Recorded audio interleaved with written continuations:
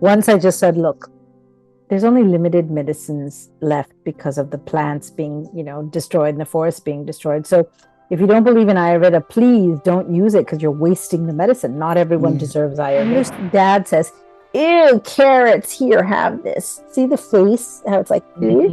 Whereas the mom put the other quadruplet with some carrots and said, look at, this is so good. I'm going to put this in the sambar. It's going to be so good. Dear, taste a little bit. Look, yummy, yummy.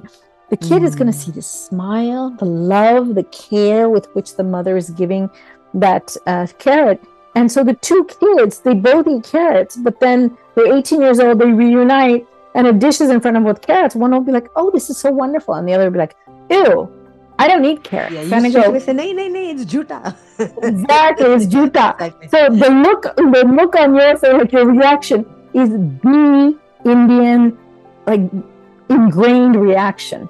And this is the whole thing about what to do after you eat. You clean away your own plate. Why should you have someone else do it? This is your juta. Ganga does not mean the river. Ganga means to flow. Ambu means water. So flowing water is the flowing when you do this. So you have two pitchers and you flow back and forth, back and forth. Bhasmas have metals, and metals share their electrons, and they have an ability to move into places because of their electric potential. And so when you use bhasmas and they move into the body's tissues, they can actually move into spaces that are part of our consciousness or part of our non-material being, and heal places that in the micro kind of channels of our body that are not possible to be dealt with large molecules. Get ready for a knowledge-filled and inspiring conversation with our distinguished guest, Dr. Bhaswati Bhattacharya, who is a Harvard-educated physician, scientist, and an expert in Ayurveda and integrative health. She is the founder of the Dinacharya Institute and the author of the best-selling book, Everyday Ayurveda, and a Fulbright Scholar.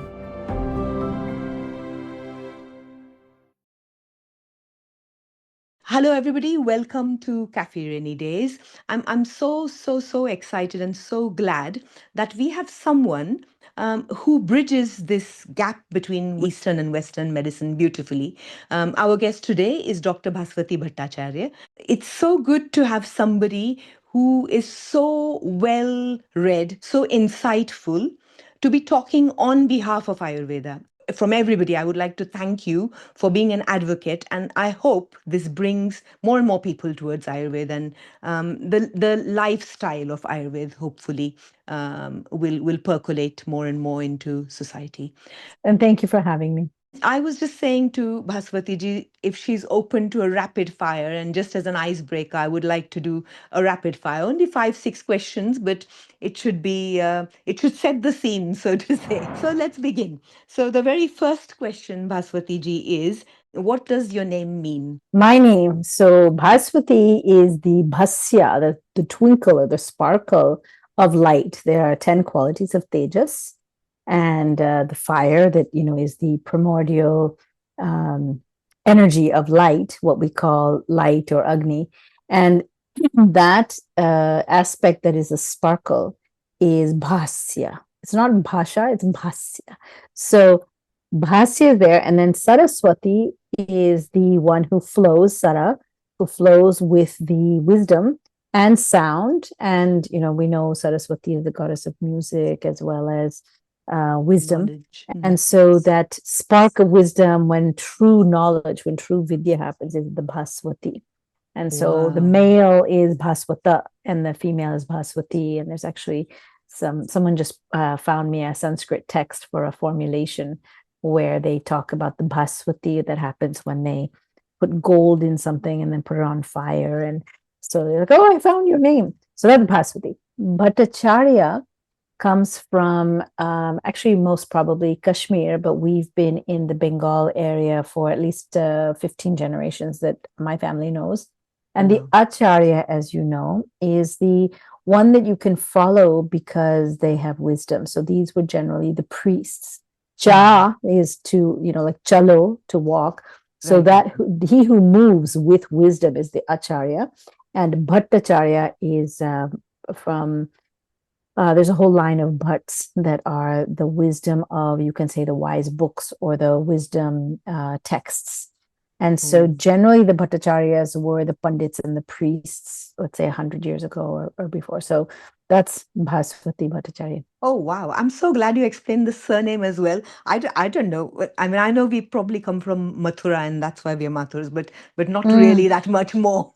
No, you But can look it up. yeah. You should find out because Yes. usually you won't find it on, Wikipedia or something, but there are people that live in the villages that absolutely know the etymology, the nirukti and nishpati of the Sanskrit terms. And it's really wonderful to know that this is what our ancestry is, because we are from a culture that is uninterrupted for literally 10,000 years. There's never been a wipeout of all of the knowledge. The Muslims have come in, the British have come in, the Portuguese, the French, all these people have come into India, but they've never been able to wipe out the culture. It's a continuous, uninterrupted cultural tradition. And it makes the wisdom and the groundedness of the people of Bharat. And when I say Bharat, I don't mean India. I mean, although constitutionally they say Bharat.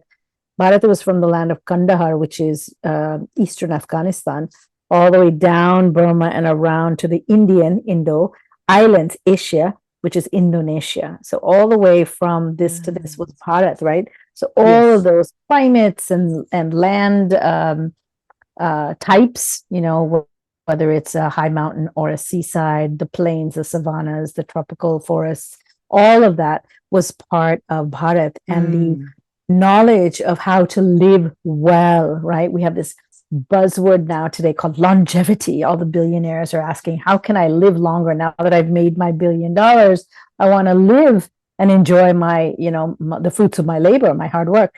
And so they're all looking into longevity and how they can live longer. And so this billionaire friend of mine said, a lot of people are investing in longevity. Have you ever thought of longevity? Like, what do you know about it? I said, well, there's a word whose second part means wisdom of, and whose first part means long, healthy life that is wholesome. That word is ayus, which is ayus, the longevity, and Veda, which is the science. So Ayurveda is the science of longevity. He goes, oh, I didn't realize that. Does Ayurveda understand longevity? I said, well, yeah, actually, that's what it specializes in, and every aspect of longevity. If you're well, stay well. Swastasya swastya rakshanam. Keep your healthy people healthy. And if you're not healthy, atirasya, if you have a disease, a vikara, then stabilize it and heal it, prashanamam. So if you can understand that you can intervene when needed and you can prevent diseases when needed, and you can use diet, you can use lifestyle, you can use things as extreme as bhasmas to help cure cancers, which people are doing in India. Or if you want to use the kashayas, the kadas, right, the decoctions, or some of the herbal medicines, or lepas, which are poultices, there's 27 main easy to find forms, 54, large categories of ways to deliver medicine to a patient using Ayurveda. And it includes sound medicine, it includes mantra, it includes the yoga postures, the yoga breath work, the yoga meditation. All of this is the art of longevity. So we're so lucky that we have that. Anyway, I'm interrupting your rapid fire. So please continue. No, it's not so rapid, but that's fine. Your institute, I didn't say that in the introduction, but your institute is called the Dinacharya Institute. Do you think Ayurvedic Dinacharya is possible for everybody? Yes, it is. So you have to understand what the texts say. The texts say that if you're healthy, which 95% of people today are not, but if you're healthy, these are the routines that will help you to stay healthy. So they start with the early morning and they say, be on a circadian rhythm, because whether or not you want to admit it, you're an animal. You're either a plant, an animal, or a fungus, and you're not a fungus and you're not a plant. So as an animal in the animal kingdom with these programmed clocks in our brains, the pineal gland, we talk about circadian rhythms, we have to be aligned with something that's bigger than us, the sun and the moon and the spinning of the earth. So if we are aligned, then we have to understand that day and night is important. You may hold a night job, you may be a shift nurse, or you may be a truck driver, you may be a doctor who has night obligations. You may be a young mother where your baby's waking up every 4 to 5 hours and say, well, I can't keep, the Dinacharya. Well, pregnant mothers are not supposed to be doing the Dinacharya. They're supposed to be sleeping when they can and taking care of their baby, at least for the first several months. So not everyone is included. But if you do align yourself with the sun and the moon and you're healthy, you're going to find robust health. Same with the early morning routine, same with learning how to bathe properly and clean your 5 senses, your pancha indriyas, jnana indriyas, and how to live your day so that you have purpose, so that you can find your dharma, so that you have that passion. Like this podcast is your passion. It's part of what makes you wake up in the morning and gives you unbounded energy. If people don't have that unbounded energy, they're likely not connected with their dharma. So the solution is to connect with your dharma, and then you won't be bored, you won't be listless, you won't be ADHD, you won't be depressed. A lot of the diseases, right? So Dinacharya teaches you to stay well. If you're unwell, don't try to force yourself with Dinacharya, but do have some kind of morning routine. So I help people to decide what their morning routine is if they're unwell, if they have a particular disease state, how they should just modify this part of the morning routine or that part. And because there's several steps, so they can still adopt a few. That's right. There's like 16 steps, so they can adopt them for their own needs. So for example, if someone has gut problems, you're not supposed to brush your teeth in the morning. You're supposed to go back to bed and sleep.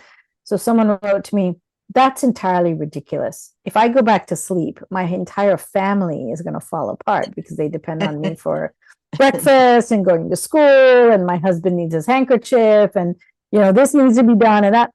And I said, yeah, that's because that's the construct you've set up. But if you didn't give in to that construct and you said, we're going to do this as a group, we're going to do this together, and I'm not going to be the person that gets to feel self-important because I'm at the center of the homemaking functions, then maybe things would run differently, which is what a lot of women who are diplomats who are going all over the world to do their work, or women who are nurses and are working at night. They don't get home till everyone's left for school. They don't make themselves the center of the homemaking functions, right? So there's a lot of Dinacharya that can be adapted to make life robust and healthy for people. And I think the biggest problem is that when we translate the books of Dinacharya into either English, which is a big problem with mistranslation, or even into the regional Indian languages, there are a lot of people in Ayurveda who got through just because it was easy to get into school, but they aren't really scholars. They didn't do the translation of the Sanskrit properly. They kind of interpreted things based on what they had learned in Hindi. Sanskrit is a different language than Hindi. You can't say vat in Hindi and have that be the same meaning as Bhat in Bengali or Vata in Sanskrit. They're different concepts. They're related, but they're different concepts. They're derived from the same word, but they're not the same. So Dinacharya is not Dincharya, which is what people think is the normal routine. Dinacharya is a deep science of, if you're healthy, how to stay healthy. Great. Lovely. 3 things that people can implement for daily wellness. And this actually has been suggested by AI. Okay, so there's a real need for people to develop a morning routine, whatever that is. And your morning routine might happen in the early afternoon because you sleep after you get home from your night job. But to have a routine where you wake up, it generally focuses around taking your senses and cleaning out the wastes, cleaning out the kind of films that build up while you sleep, and then getting your senses clean and ready for new information, new life, and new experiences to happen. So people should have a daily routine. I never saw this when I was younger, but I see now that kids literally roll out of bed from their dormitories. They're still wearing their pajamas, and they grab their backpack and they come to class, and they're sitting in class kind of cleaning off their eyes. They haven't brushed their teeth. You would never dare to go sit in front of a guru like that, because the guru says you need to be clean and open to information that I'm going to take my time to share with you. Like, who are you doing a favor to by coming to class when you're not ready to learn? right? And getting ready to learn is being ready to take in information. So that's the early morning routine. The second is having rituals around bath, because snana is the really wonderful ritual of resetting a lot of things, not just cleaning your sweat and grime off with water, but there's a lot of rituals around it, of taking care of your skin and your nails and strengthening parts of your body, putting oil as one of the things to help cleanse you. Oil is a detergent, just like the soaps that we use, but soap has lye, so it really dries people up. And so if you go and see the really good soap makers, they'll use oil in their soaps. So Ayurveda said, well, let's just use oil. Liquid oil doesn't have to have a soap base that's a solid. And now today you have these liquid gel things in bottles, like squirt bottles. But what if you just use oil, put it on your body, let the oil soak in below the top layer, go down and get all the stuff that's kind of fat soluble stuck inside the first layers of the skin or down in the interstitium, bring that back up. And then as you exercise and open up the pores, some of it comes out, and then the water that you bathe with washes it away. When you do that, you have a small sheen of oil left, so you're moisturized. You don't douse your body with oil so the pores can't breathe, and you've showered and there's a fresh feeling. Plus, it improves your appetite. So that's the second thing I would say, learn how to bathe. The third I would say for everyone is learn how to eat. So the science of bhojana, which is taking in meals, or the science of ahara, what you let into your body. Generally, we think of ahara as food because of Annapurna, the goddess that fed everyone when they were hungry. But she wasn't just feeding them food. She was feeding them the energy to have a sense of fulfillment. And so whatever we let into our being, a little bubble of, this is the Bhaswati kind of experience that I'm having, that bubble needs to make sure it doesn't let in toxic noise, toxic smells, toxic fumes, toxic things. And a lot of people, when they're eating, they open their mouth to eat, but they're also letting in a lot of very loud noise in restaurants or very toxic company. And I think learning that's called the kala bhojanam. It's kind of the part around the non-food part of the food experience. But learning what foods to eat, everything from food ingredients to awareness of how to set up meal plans, and knowing what kind of diet to follow in different seasons. So you wrote to me about the Ritucharya, how you should vary your foods according to the seasons, and understanding what the purpose of food is. It is not to give you that exciting experience because you can't get love or sex or your chosen or your wanted career. And so you eat your way, or you say, I'm a foodie. I just need something to make me feel good. And I love my tastes of foods. But food is also about an experience of nourishing your cells, your body's tissues. And if you're eating food product, if you're eating stuff that has a lot of preservatives and these fillers and colors and binding agents and plastic bags with their microplastics and all the kinds of stuff that we have in our foods today, and you're not aware because it's on the shelf, so it must have been approved by the food, U.S. Department of Agriculture or the Food and Drug Administration. So it must be okay for me. So I'm just going to eat it. And those people do not understand food. They're not consciously building their bodies. And so what's happening is their bodies are falling apart. So early morning routine to clean the senses, snana, bath, and awareness of food. Those are my three. Excellent. Very good. Okay, last one. This one is a bit of a devil's advocate. So this is on behalf of my young sons who would go to the gym, and they will say, you don't understand. I have to build muscle, so I need protein shakes and I need a high protein diet. Yes or no? In one word, it's maybe. Oh, okay. Yeah, okay. So I'll first do the no side because I love that you're playing devil's advocate like this. The no is that there are many, many, many millions of people who are vegetarian from birth till death. They were born vegetarian and they aren't eating hyper amounts of meat and protein shakes in order to get that high protein that your kids are talking about. So, and they're pretty strong. I've seen some pretty buff, and strong women and men who are vegetarian, and they can be in South India. They can be Gujarati in North India. They can be a lot of the Sports people in people. Benaras where I live. Yeah, they are sports players. They're some of the best cricket players in the world, right? Beating out all the. If they had a match where they kind of showed V for veg for the ones who are vegetarian on a cricket field, you'd see that there's a lot of Yeah. vegetarians who are A very lot strong. more. Yes. Yeah, so that's where I'd say, no, you don't need to. Yes is actually a little bit more of a biochemical conversation. So the guru says that when you are 6 months old and you start eating your first food, right? You have your annaprashan. So you're starting your first food of solid. You are beholden to your guardians, whoever they are, mother, father, grandparents, adopted parents. And whatever they feed you from your baby teeth years, so 6 months to 6 years is what you are getting conditioned to. So if you are a Marathi child who is born and then goes and lives in a village in Pune versus lives or outside of Pune versus living in the urban, chaos of Bombay versus going and living in Japan versus going and living in California. All Marathi kids, let's say they're, quadruplets, so they all have the same genes and the same parents and all that.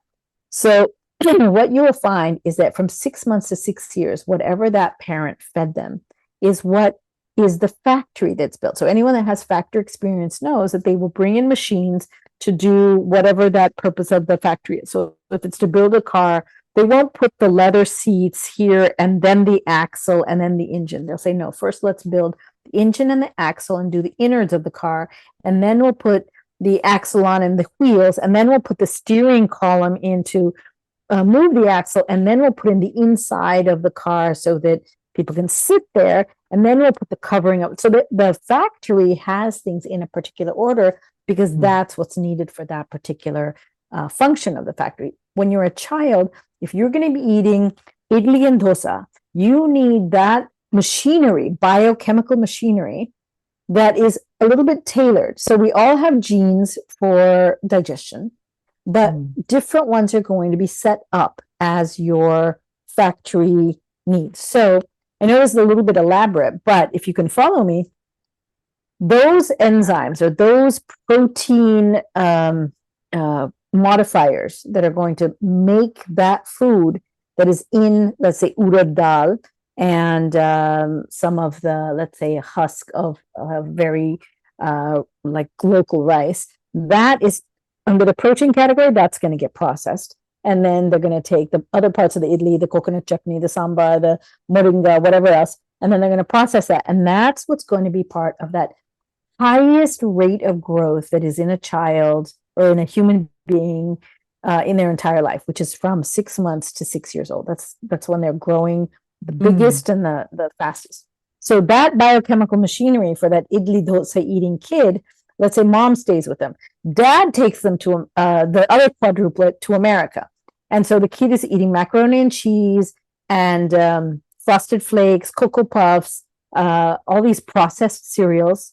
And in the morning, they're having donuts, which is refined flour with B vitamins taken out. They're having milk that is homogenized, pasteurized, heated very high, and then cooled very low. And that's supposedly going to kill the bacteria, but those bacteria are still floating around in the milk. So they become like triggers for the immune system. Maybe they get immunizations right away before their immune system is ready, and they get 4 of them together. So we got to get it in. And so they're getting all this stuff in their body. They're going to grow from 6 months to 6 years with the ability to digest and transform some of that stuff, but with it seeping in and becoming part of the machinery. So the machinery is always going to be just a little bit like there's just going to be a film of, dysfunction in it because the screws aren't on and the tight, or they've got some yucky stuff stuck in between the joints of the machinery when it was put into the factory, because those things are not normal for human beings as food, right? That's why they're called preservatives or binders, fillers. They're not called food. Okay, take the third quadruplet. And where did we say? We said Japan. So they're in Japan, they're eating sushi, they're eating rice, and they're eating soybeans that are steamed, edamame, and that's what they grow up with. And they're eating fresh, raw fish. But their body says, this is very high protein. I'm going to learn how to produce it and make it into my tissues. So from 6 months to 6 years, it becomes their tissues, and they become strong and hard. And their body's probably going to look a little bit different than their sisters and brothers. Let's say they're all boys for this case. So that boy that's in Chennai is different from the one that's in California, different from the one in Kyoto. So where was the fourth place I said? We should make it London. I think we said Mumbai and a village, and then. Oh, that's right. We have to do one in the city. So you've got two Indians. One is sitting in a village, but the other one's sitting in Mumbai, where there's a lot of smog, environmental toxin, and there's foods, but they're Indian foods, but then you've got like a melange of different things. So maybe one day they're having puri and paneer, which is not that common in South Indian, idli dosa eating people. Another day they're having aloo paratha from the Punjabi stall. Another day they're having kathi rolls, and another day they're having chicken or lamb. So you've got a lot of stuff that they're eating. And you know what? They may become robust because from 6 months to 6 years, that's what their factory experience is. So all four of those kids, same genes, have four different factories for what they are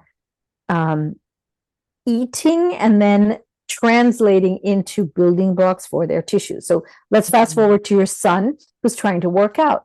Depending on where his upbringing was, where you as his mother put him, if you were with him from age 6 months to 6 years and you hadn't had him staying with his grandmother or with your auntie, which is very common in India, right? We'll send our kids to stay with some of our relatives sometimes, especially if you have triplets or something. So a kid grows up a long time with their grandmother and has a lot of protein. That's chicken. Oh, your mom is veg, but I'm going to feed you chicken because I read a book that says you need to have protein. That little kid lives in a vegetarian family, but secretly was eating chicken from age 6 months to 6 years because that's what, grandpa gave him. That kid, when he gets to be 18, is going to need that kind of protein to kind of activate his best optimal factory that I call the biochemical machinery. So I came up with this theory from watching patients, and then I talked with some very wise, the eldermen of Ayurveda. And I said, where did you learn this? I said, well, I'm just wondering, because this is exactly right. This is where, when you think of the 16 rituals of the human life, right? From after they're born, and the Annaprasna ceremony, the writing ceremony, the naming ceremony. I'm doing these out of order, but there's a bunch of ceremonies. And one of them is Annaprasna, because it's the time that they learn. It's also true that the kid in California that sees carrots, if dad says, ew, carrots, here, have this. See the face, how it's like, ew? Whereas the mom put the other quadruplet with some carrots and said, look at, this is so good. I'm going to put this in the sambar. It's going to be so good. Dear, taste a little bit. I'm going to make carrot chutney. Here, carrot coconut chutney. Look, yummy, yummy. The kid is going to see the smile, the love, the care with which the mother is giving that carrot. And so the two kids, they both eat carrots, but then they're 18 years old, they reunite, and a dish is in front of them with carrots. One will be like, oh, this is so wonderful. And the other will be like, ew, I don't eat carrots. It's the same carrot. It's the same chemical entity of food, but people have very different experiences of not only their preferences, but some people will throw up eating things, right? Hing is a great example. Some people cannot have their dal without hing. They love the smell of hing. 1 in 12 people will vomit at the smell of hing. That asafoetida, the aroma or the odor that's there. It's just chemically something that they can't tolerate. So I haven't met these 1 in 12. Unfortunately I've met like 3. Yeah, but that's because you're also, from the where are you from, or where your dad and your mom from originally? Are they from Pune or? Yeah. So I don't know, because your mother or your grandmother could be something else, but if they are using hing and that's part of your culture, then that's what you're going to have. But you look at a lot of people in Europe that have never tasted, say, cumin is so spicy. I'm like, cumin is spicy? And they're like, cumin for me, jeera? And they say, oh, it's got that sharpness to it. It's too much for me. I can't stand it. It's because from 6 months to 6 years, what were you doing? So Yeah. this is a very long answer to your protein No, it question, was, but I yeah, I very good. love the fact that it will inform your kids that there's not one solution for everyone. With that, I will say that most protein, like creatine powder and some of these super green powders, they do have sometimes some really good stuff in them, but they also have preservatives to keep them in that form, in those, those huge like buckets that they buy Yeah, them in. yeah. And I do not think that the preservative part of it is that good for you. I really believe that if you're going to have high protein, then go out and raise an animal, kill it so you know that you are connected to it, and then Mm, harvest it and then eat it the way that the farmer does. And if you mm, can take on that responsibility, then that's what Ayurveda says. Then you can have the mm, meat. But to be ignorant of it and buy it in a styrofoam container with saran wrap over it and say, oh, I'm going to take this piece of meat home. It's so clean. I need my protein. You're mm, completely ignorant of the karma that that animal went through, mm, mm. right? And we know how modern, it's not even white man, it's like Indian, everything, Chinese, every part of the Mm, world, how mm, people treat animal. It's not animal husbandry, it's animal torture, it's animal farming. And so the emotions that those animals have when they're in terror just before they're killed, you don't think that we're taking in that mm. energy? Of course we are, in the Of form course of we are. Of chemicals. course. They have Yes. adrenaline running through their body when they're hearing their fellow cow, pig, what else do we eat? Chicken. When it's being killed, they hear it, and Yeah. it's terrorizing for them. And then they have that in their body, and then it's their turn, and they're holding all that chemical in their body, and They're then we anyway take more it. sensitive than us anyway. Their senses are so much open There's a and lot of data that show it, and we just ignore it because I mm, want my chicken, whatever, curry, or I want my chicken sandwich. mm, But if you work with a farmer who actually harvests, brings up the chickens have names. Okay, yeah. today, Emily, you're gonna go to Sujata's house for dinner. It Mm, will make mm, it more real for you that you're killing an animal and eating it. And Ayurveda mm, says if you are conscious and you are involved in that karmic cycle, then first of all, you'll eat less meat like humans mm, did, 50 years ago. But when you do eat it, you'll just be in a more conscious state. mm. Yeah. Is it something that I was thinking of when you were talking about our quadruplets in different areas and the same food perhaps or different foods are affecting them differently. So there's this very peculiar thing. I don't know whether it's even Ayurveda, but so towards my sasural, which is towards the north, they will say that a banana is good for loose motions. But in Maharashtra, they will say, no, don't eat banana if you've got a stomach upset because that's heavier for you. Does that So come both are from true. just different climates? Is that because they're geographically in different areas or? Yeah, so this does come from Ayurveda. A few years ago, I had to give a long class on Ayurveda and on nutrition and foods, and I was like, oh, I had learned it in school, but nobody really teaches it that well. And so I went back into the books, and Mm, I learned that Musa, which you might have a word in Marathi for Musa, but it means banana. And there were oh, okay. many different kinds of bananas. And I remember as a child, there were the very long bananas that were very big, like plantain, Mm, what we get in the West. They were also lesser, like more soft and greenish yellow, and they were very sweet bananas, and they had a thick skin.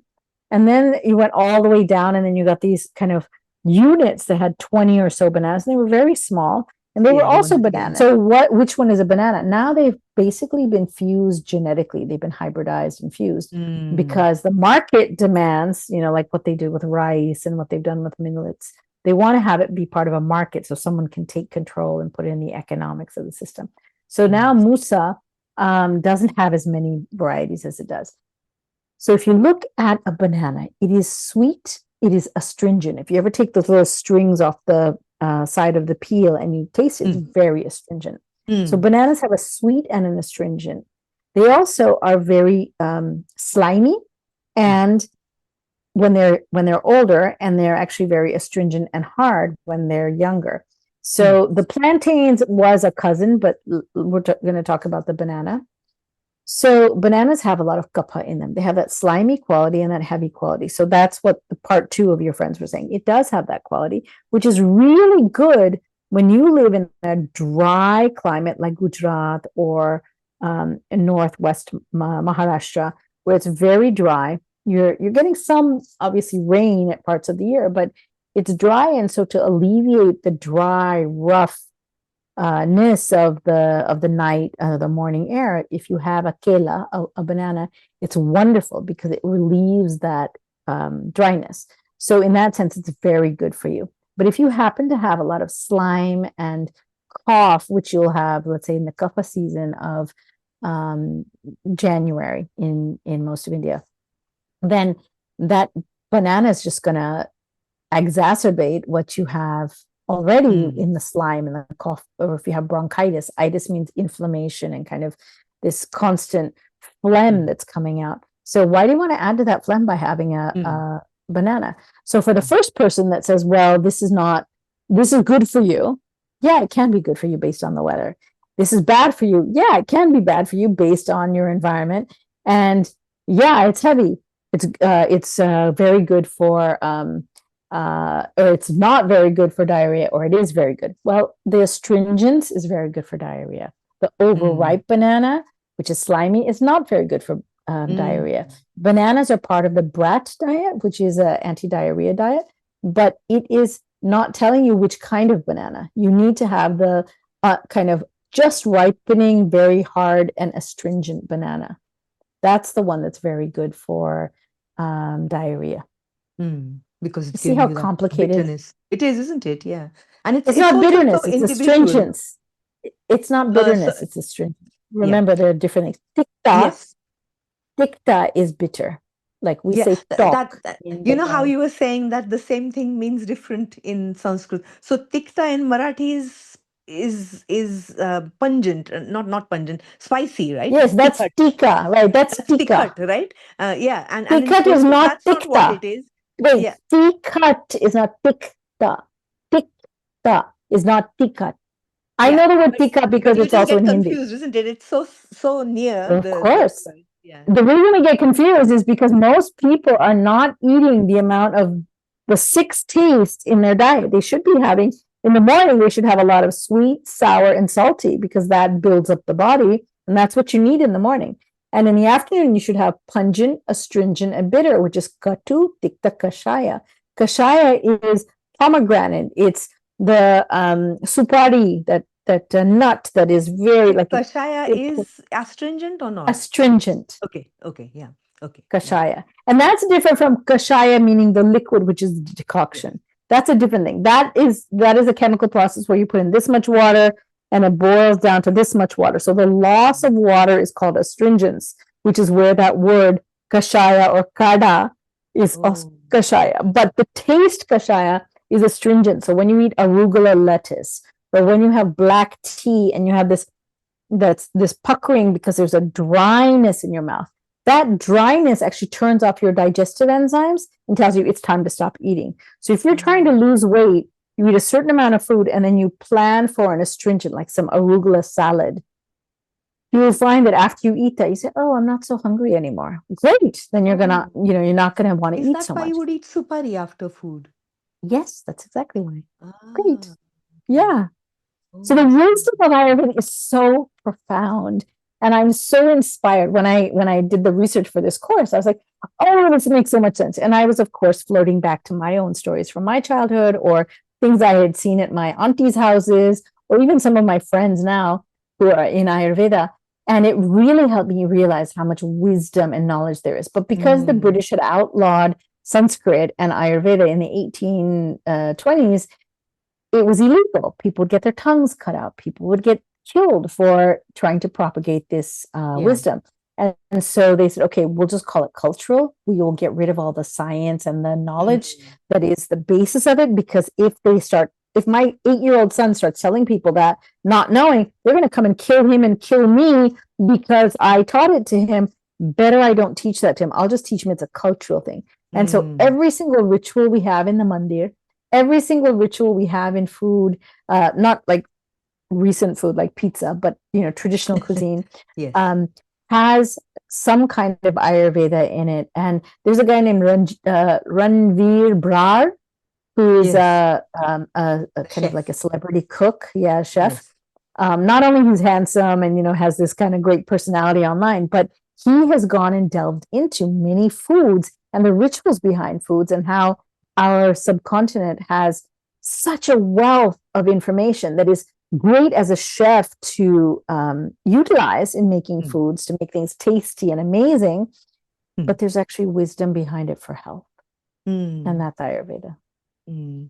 What about the other things surrounding food? Like, you would pray, or you would, when would you, what would you drink your water from during a meal? What would you do after the meal? All these sort of things that the West doesn't even consider part of a meal. Um, what does Ayurveda say about these things?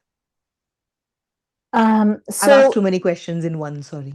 yeah, so you want to split that up and ask one? Yeah. So let's talk about prayer, because we haven't talked about spirituality Right. at all. So why is it So important when you to move pray into before prayer, eating? yeah, when you not only before eating, but after your shower, you'll see people sit down before they go to bed. Mm, My mother did it first thing when she woke up in the morning.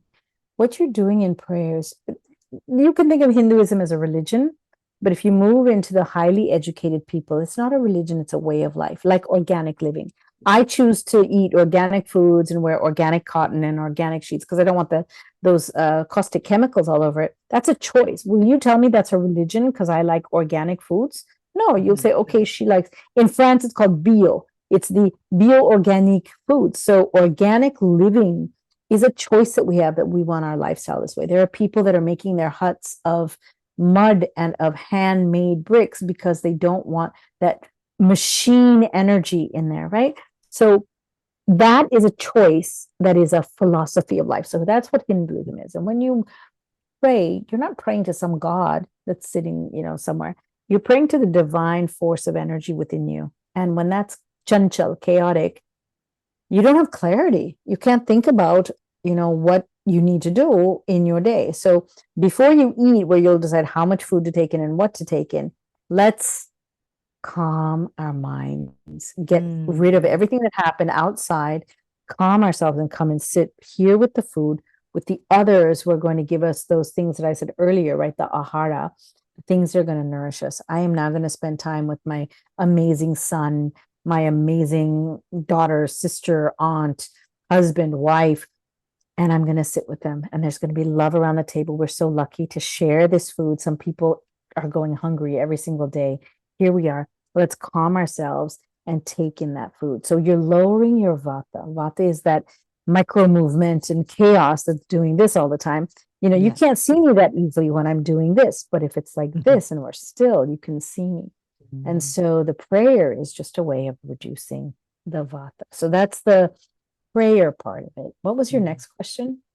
So the next question was, this is a separate, we should tackle this separately, because I want you to talk about water as a topic anyway. So I was going to say, let's leave that aside for a bit. But after your meal, let's say you've had your full nice proper meal, your sabzi, your dal, your roti, or whatever, with your chawal and your ghee and everything, and then you finished your meal. So there's a certain process as to what you do afterwards as well.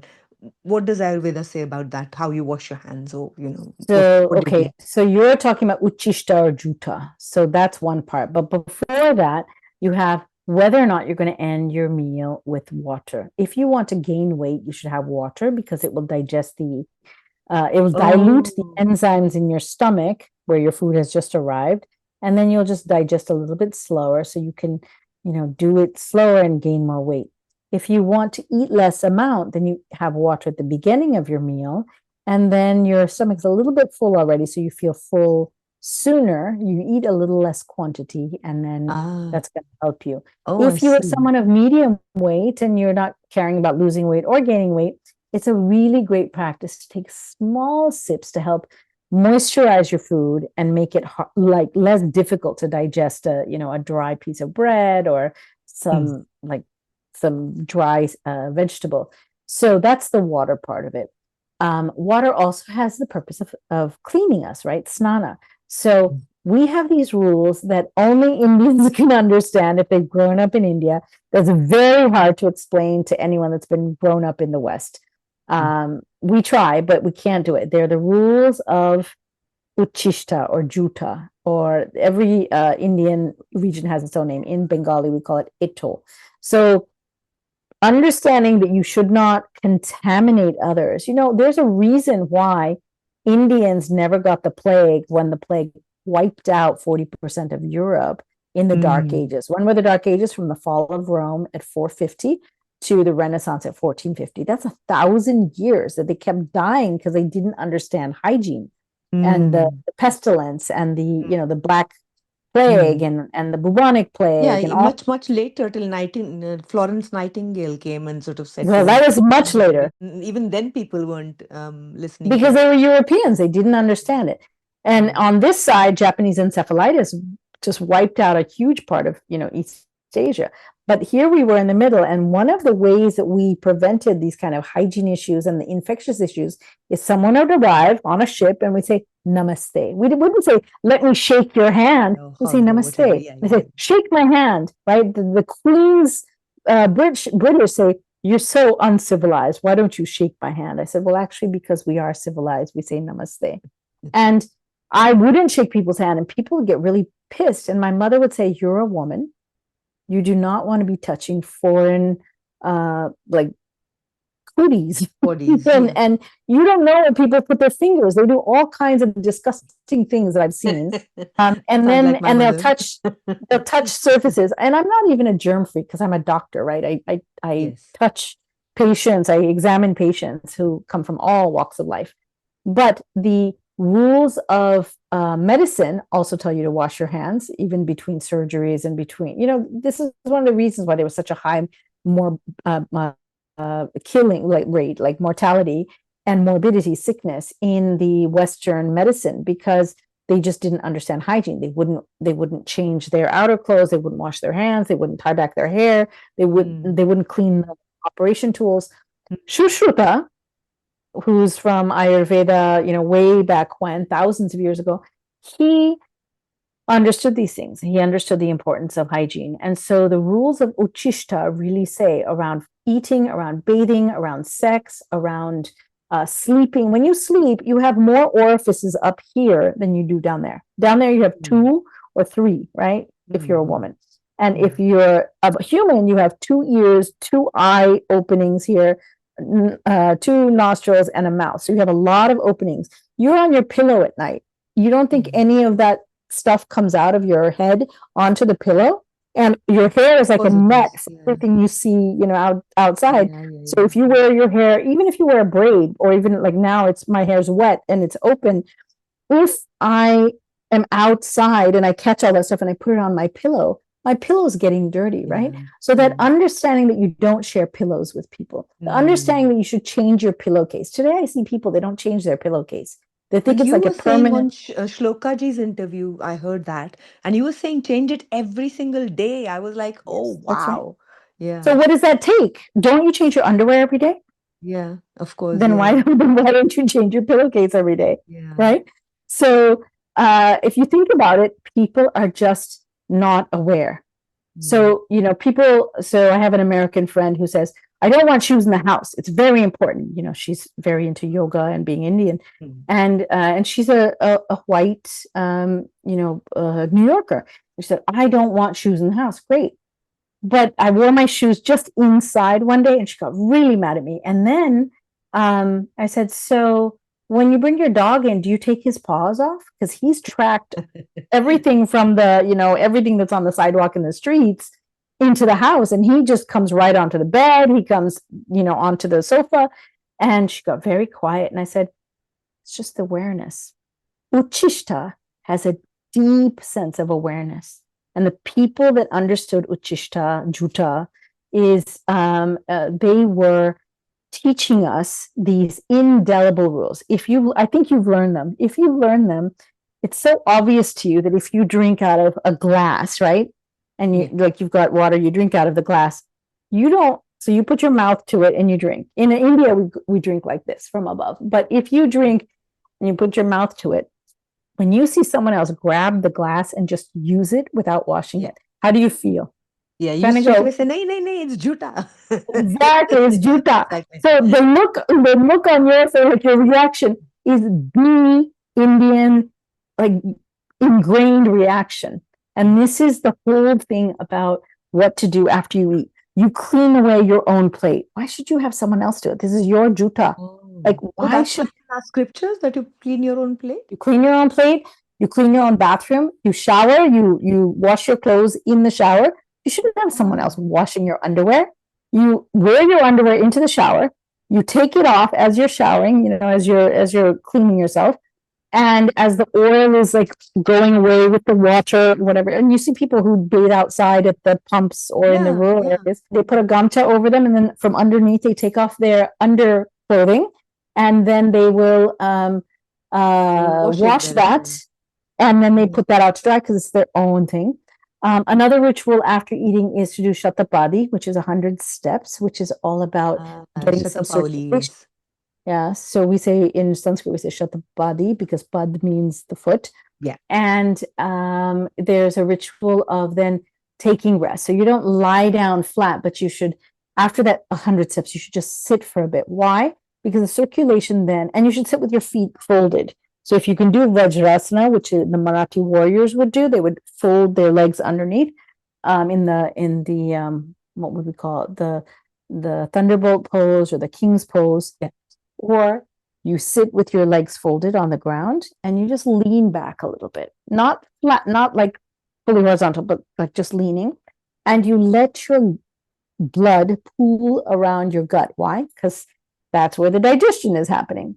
And so that ritual was an important part of the post-lunch process, especially when your digestive fire is a little bit lower in the summer, when the heat is taking all the fire from your gut and sending it out through your sweating skin and your skin pores being open. So you're sweating, and the heat that's supposed to be in the gut to help you keep your digestive fire going and keep, really, in biochemistry, it's your enzymes need a certain temperature to function, and your body's trying to cool down because it's so hot outside. So that enzymatic function of your digestive enzymes is not so strong. And so you're not digesting as easily. So they say, sit still in the summer, have a little bit of a siesta, let yourself rest, and then your food will be able to digest. But you would still walk and then sit down. So you would still do your Shatapauli. Only 100 steps. Yes, yes, exactly. And in the winter, you go for a walk, but you don't really need as much help because in the winter, you're not sweating so much. You have a lot of clothes on. So the fire stays in your gut. So you get actually more hungry. And you'll notice that, oh, I didn't have such a craving for, chips or for chicky or for, meats or for the heavier biryani rice. And suddenly you have that craving and you're wondering why. Well, that's normal. And if you track your seasons, I mean, seasons are different in different parts of India and around, the Europe and America. But when it gets cold, it's kind of wrong to teach Ritucharya the way that they are, where they assign months to the seasons, because if you go to Cape Town, South Africa, the seasons happen at the same month, right? We've all agreed that July is July, August is August, December is December. But for them, December is the hot season. For us, December is not, it's the cold season.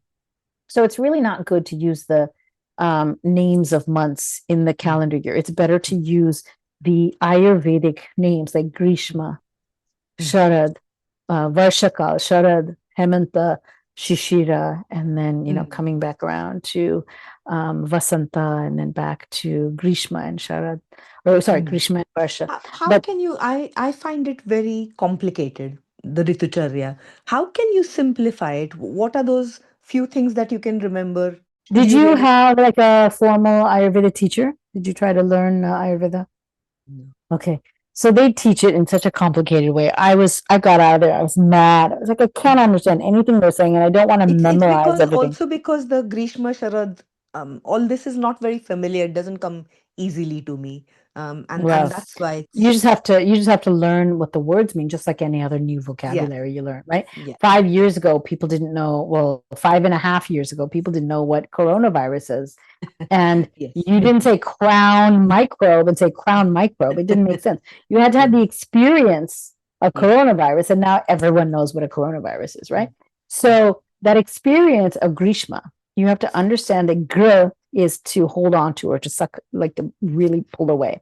So Grishma is the time when the sun pulls away the smooth, oily nature of your being. It makes you dry. And the heat is what makes you dry. So that time of the year in your local area, that is the hot part of the year, is the Grishma. Forget about what month it is, right? It's a different month in, New Zealand would have it completely different, isn't it? Well, and not just north and south, but also different coastal, right? Different coastal trends, and you can say mountain versus seaside, right? So it's like you're not very far when you're from Zurich down to the Mediterranean, but here it's very cold, and here it's very hot, and right. So you have to understand Grishma, and then you put that here. And here you say the very cold Shishira. So what we're doing on this planet, whether you're at the equator, where there are small changes, or whether you're at the Arctic Circle, where there are big changes, you're going from Grishma to Shishir, to Grishma to Shishir, to Grishma to Shishir. And somewhere in between the very Grishma hot and the very Shishir cold, you have the transitions. So you go from cold to hot, and now hot to cold, and then cold to hot, and then hot to cold. And somewhere in there, you're going to have some rains. So you have a lot of rains in Seattle and London. You have less rains in certain places. You have hurricane season in Miami. You have what is he called? The Cape, and it's like the Cape winds that come in. And they blow things around, and there's rains that come in off the ocean, because they've got not just the Atlantic Ocean, but they've got the Indian and the Antarctic Ocean, like right, on that turn of South Africa. So they have this Cape Doctor. That's what it's called. The Cape Doctor comes in, just sweeps across, and so the wind and the rain will be somewhere between there, and then there's somewhere in there's the Varsha. So the Varsha is different in Chennai than it is in Pune. And they're both, on opposite coasts. So you have to just understand it that way. What happens when it's hot? What happens when it's cold? And in my area, what's the tendency? Does it go this way, or does it go this way? It's all going from cold to hot, and it's coming back. And does it go in this kind of a mode? How many curves can you create between two poles? And that's the weather patterns. And there are logic of the meteorology and the coasts and the water and the winds and the kind of waves, the tides of air and cold fronts and water, and all of that determines the weather of an area, which is all changing now because the ice is melting and we've got climate change problems. But if you look at the general sense of our I won't call it weather, but our seasons, the cycles. Ritu does not mean season, it means cycles. We have cycles. We go from this to this, and we go from this over to this, and we go from this over to this. And it just continues. And as it continues in our area, we have to learn what is normal for that area. And then everything that comes in it. What food do you eat? What clothes do you wear? The clothes part, I think everyone has down. It feels cold. It's time for me to get my coats out. It's getting hot. I can put my coats away and get my tank tops and my swimsuit out. So people kind of know how to do that. It's part of their cultural thing as well, because now there's clothes sales. Hey, summer is coming. Have you bought your swimsuit yet? So it reminds you, we're having a late summer. I don't need to buy my suit yet. Or, I bought my swimsuit 2 months ago because it's so hot outside. So clothes is easy. Food is kind of easy if you eat out. But if you're only coming inside, where do you get your food from? You go to the market. A normal farmer's market will not have all the same foods out every season because they'll say, well, this isn't lettuce season. We don't have Napa cabbage right now. We only have that in May or June. Or, in India, the jamun fruit only happens in May, June, and lychees come out, and then you don't get apples very easily because those are, from the January, February, March time. You get fresh peas in January, February, and I'm talking about Benaras. Okay, yeah. But it's very different when you go to Chennai. Chennai won't say peas in January. No, we get them at this time or that time. So there's foods, there's clothes, your sleep will change, your digestion will change, and everything that changes has an Ayurvedic reason of you moving from cold to hot or from hot to cold, and you just adjust to it. That's the short and easy. That's the short answer to it. Was that more understandable?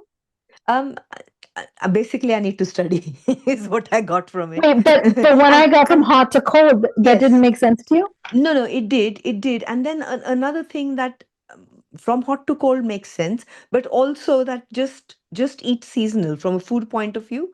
Eat seasonal, eat what's growing in your area, and you'll get what you need for that season, I suppose. The Ritu affects your digestive fire. So remember when I said in the hot season, you have less digestive fire?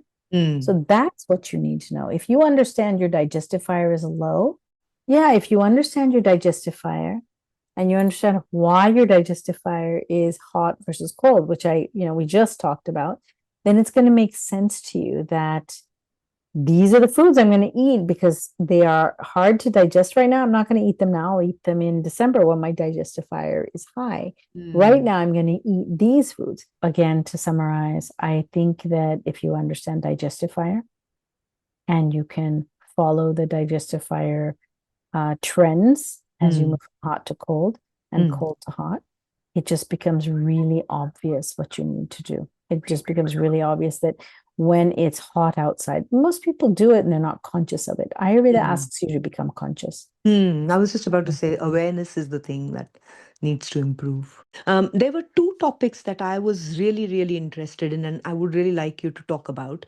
One is water in more detail. So, in your book, for example, you say you should take water from a fresh source like a river. We are in urban places where there's no ponds or rivers, or rainwater is unreliable. How do we do this? And also, you talk a lot about boiling water, storing it in copper vessels. Um, how effective is brass or chandi, or is copper the best? And what's happening when you have water in copper vessels? Brass is a combination of zinc with copper, and it was invented because people didn't want to have to deal with the tarnishing of copper. That color that becomes dark, because the blackish stuff is not good for you, but the green stuff is actually poisonous. So you don't want to be having that stuff. So then what do?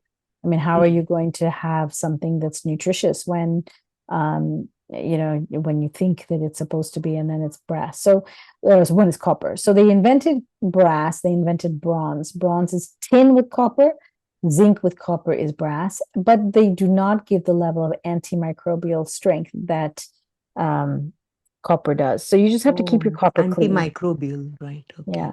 And so I boil the water because there's also a lot of studies in the modern day that people are flushing drugs and things down the toilet. And so it's in our water supply because our filtration systems were not developed 100 years ago to take care of pharmaceuticals.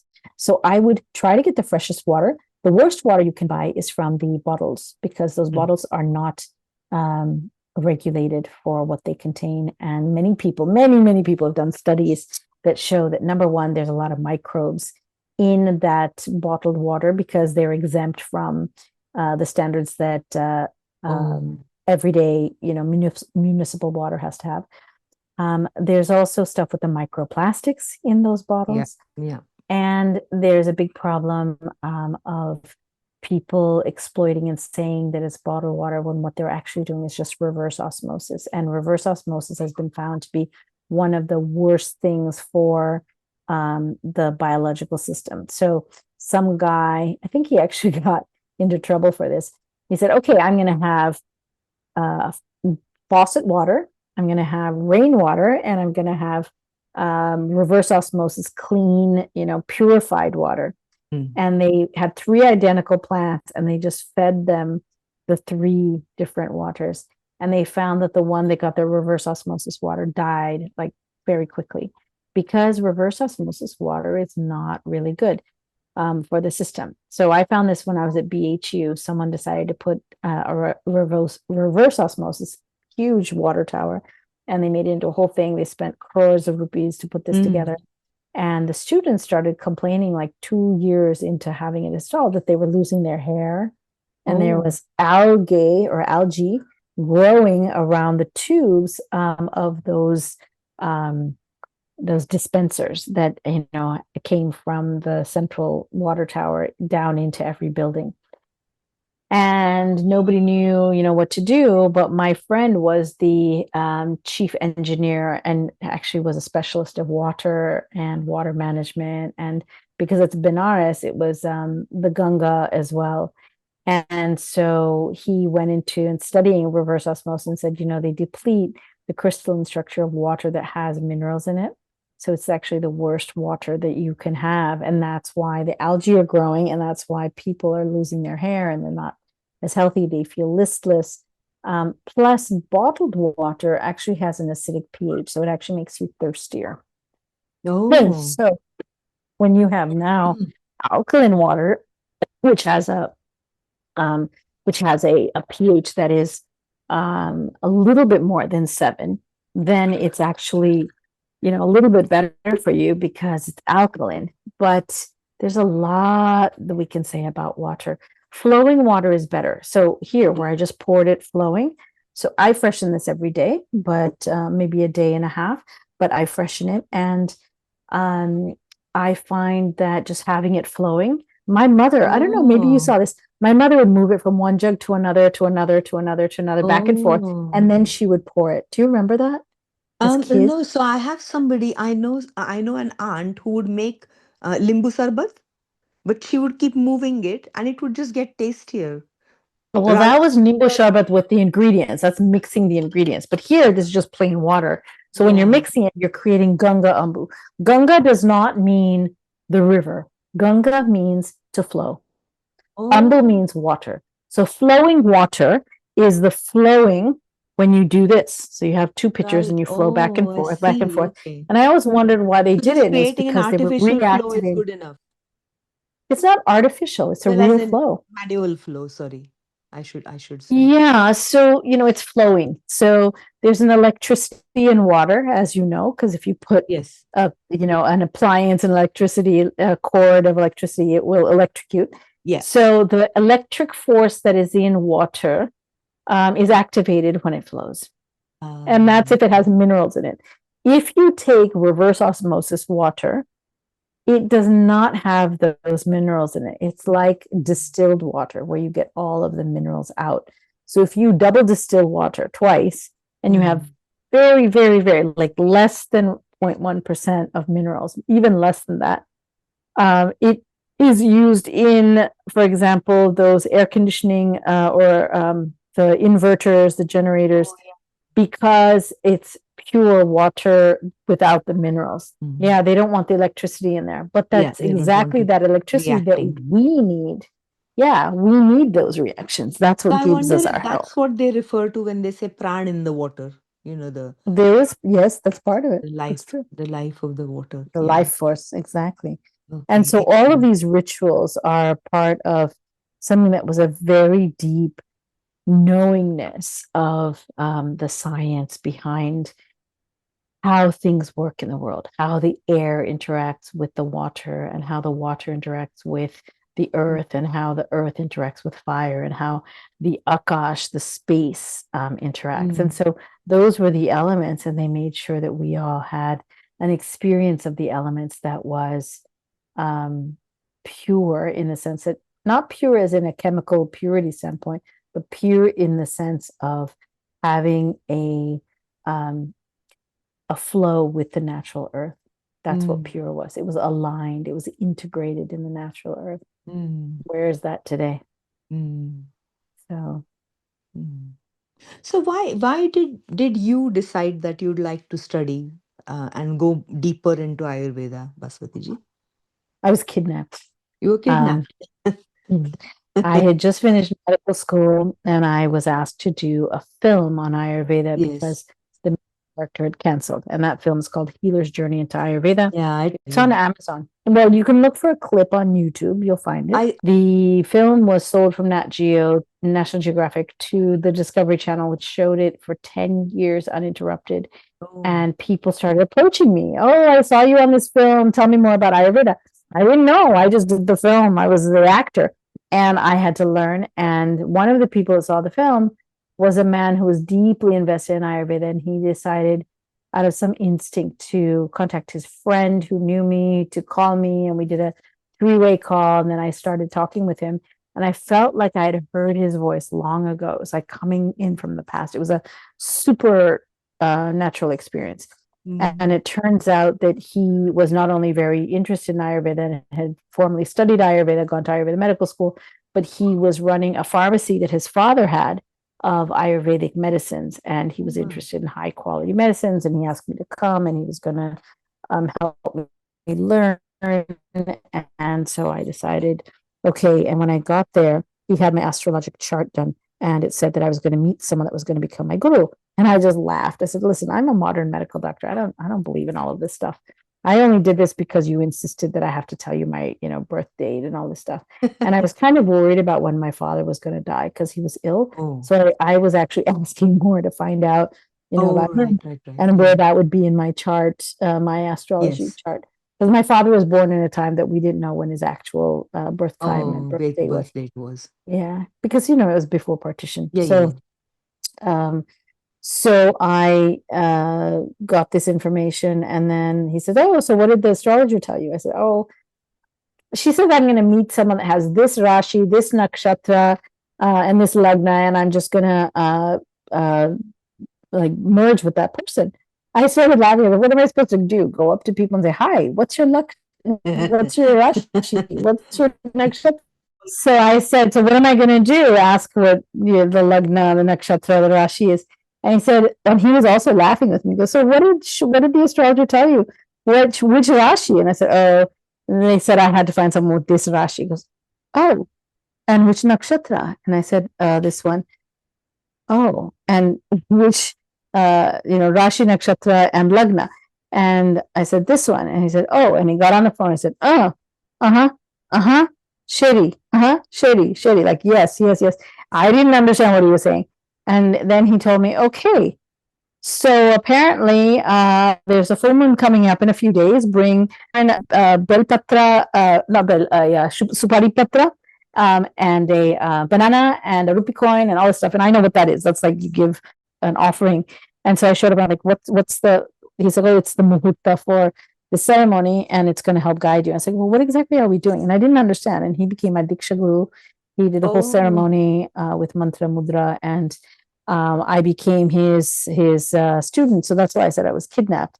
Well, soon after that I got the mantra, he said, "Just start doing the mantra and see what happens." Like, why is this happening? I don't want a guru. I'm not like a cult follower. I don't want this. I didn't even. And my mother had always warned me about these gurus. Yeah, well, and they're cults. Like, there's a lot of cult things that happen, like Osho and Kripalu, and all these different. Well, it's not just at the time; it's been happening since whenever. Like Swami Rama, there's just a lot of people. We don't have to name them all. So I was not so interested, but I was like, okay, let me do the mantra. And every time I would reach 100,000 of that mantra doing my japa, something profound would happen. Something that I'd wanted for a long time, suddenly would happen. Like, I have been able to get certain appointments and awards and scholarships and various openings, door openings, just by doing that mantra every time I reach another 100,000 or 500,000. And so he started asking me, and I was like, "Oh yeah, I slowed down a little bit." Because if you want to wait 30 lifetimes to get to what we need to do, come on. And so I was, sitting there every day, just sitting in meditation and doing 1,000. And then I would tell him, "Okay, I've done 1,000." He's like, 1,000, come on. And so then I do 5,000. And so I got to the point where I was heading to the hospital to be a doctor. I was on the subway platform to get to work, and I was standing there with my japa doing my mantra. And things started to happen. And among them, he taught me Ayurveda, and I was able to learn a lot of the basics in a very a profoundly fast way. I know it because now I teach students and I wonder, come on, what's taking you so long? And I realized that their minds are not focused. And what this mantra did is it gave me clear and absolute, like all the obstacles, all of the murkiness, all of the shadow. And it's just been it brought me into Ayurveda. And then I started studying Ayurveda because I was learning it from him. And I started seeing how it could help my patients. And then I realized the reason that I have learned this is because my patients deserve to find those solutions that they haven't found before. And it is so amazing to take authentic Ayurvedic medicines and learn how to tailor them to patients and then use them. It is a privilege, it is an honor to be in the lives of those patients and help them. And I'm still wondering like how it all happens. And I have a healthy curiosity. I'm like a 16-year-old girl, who's just always trying to discover more. It's kind of exasperating for people who are tired, who are trying to figure out how to ask so many questions and how she's still studying. So I also wanted to ask you, so your PhD at the Banaras Hindu University, it says something like Ayurvedic chemicals. Is that Bhasma? Was Bhasma. Ancient Indian Oh, so chemistry is Bhasma. I focus on okay. Ritucharya, which is, this is actually my guide, Oh, Ritucharya, wow. Dr. Reddy. Yes. And so I am in love with Bhasma and what they do clinically. I'm in love with chemistry and how the possibilities of chemistry allow us to do things in the not only material world, but most of the atom, like when we talk about chemistry, we have like elements and we have atoms. If the nucleus is here and all the electrons are on the side, then between the nucleus and the electrons, they have matter. So what is the absence of matter? It's energy, it's potential. So 99% of the volume of this is that potential. So then what does that say about our world? That means that 99% of me is not solid. It is this, it's not even gas. It's this vacuum. It's this akash. So akash is what we call consciousness. It is that energy flow that is moving back and forth between matter and energy, like Einstein talked about. But it's profound because it's also carrying messages. It's not just random energy and random matter. It has a certain connection, and that connection is what consciousness is. So it's not as simple as what I've just said, but it is something that Ayurveda understood, and they said, pay attention to that space. So why is that related to Bhasma? Because Bhasmas have metals, and metals share their electrons, and they have an ability to move into places because of their electric potential. And so when you use Bhasmas and they move into the body's tissues, they can actually move into spaces that are part of our consciousness or part of our non-material being, and heal places that in the micro kind of channels of our body that are not possible to be dealt with large molecules. So these very small particles, these nanoparticles of Bhasmas are sometimes they're just repleting an enzyme, and that's all it is. Sometimes they're actually going into deeper crevices and healing things. Sometimes they are poisonous and they're killing cancer cells. Sometimes they are replenishing our pancreas, and that's why they work for diabetes and heart disease and a lot of our organ, disease problems. But overall, they're just really profound in the way that they heal. And so I am a devotee of Bhasmas. I've used Bhasmas in thousands of patients who would not have the quality of life that they have today. So when modern medicine and America says, oh, Bhasmas are illegal, I'm like, okay, if you don't want the benefit of this, fine. But the individuals that do will come and find me. And I found little loopholes in the system that I can use to help people. So when I live in Europe, I have a whole group of patients there that are very, very clear. One of them was supposed to die of cancer. When was he diagnosed? I think back in 2015, 16. And they said he would die. And what are we at? We're like 10 years later, and he's just doing fine. And I show him how he can get the Bhasmas himself so that it's his own, self-will. It's not a prescription kind of, I use all the loopholes, and patients do really well. And at some point, some scientist who's not got a huge ego that it has to be his way is going to say, hey, there's another way. And that other way is bhasmas. And bhasma doctors who know how to use these metal compounds have been doing amazing things with those medicines. Maybe we should look into it, because there are a lot of people dying that don't need to be. There are a lot of people suffering that don't need to be. Let's use this. There are medicines in India, and they're used for humans. The people in India are also humans.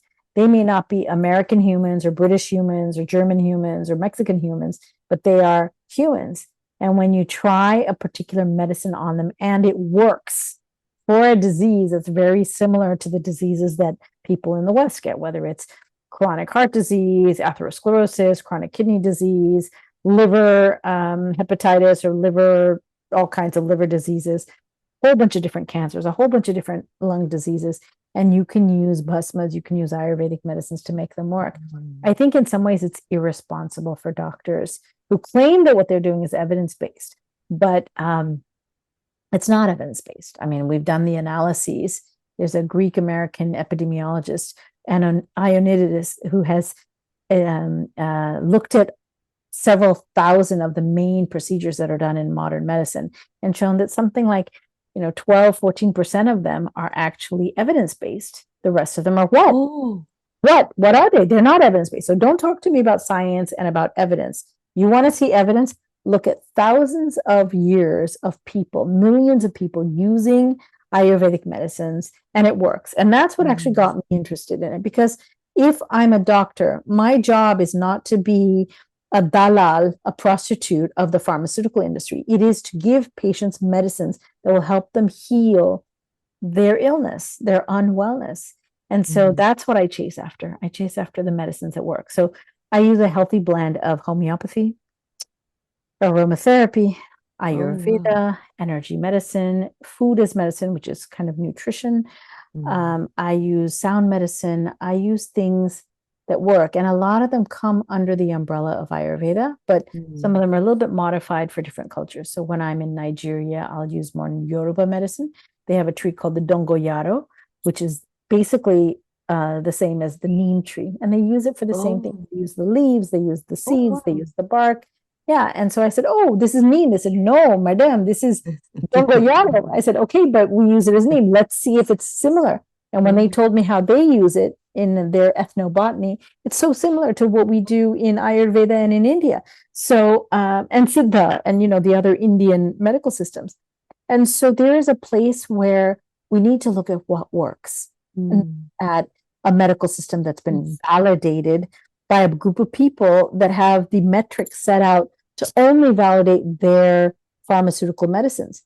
Because when I talk to people about evidence, they say, oh, well, it has to be a high evidence study. I say, what do you know about evidence? Tell me, how do you randomize the medicine? You ask a modern medical doctor, an anesthesiologist, one of my buddies I had dinner with.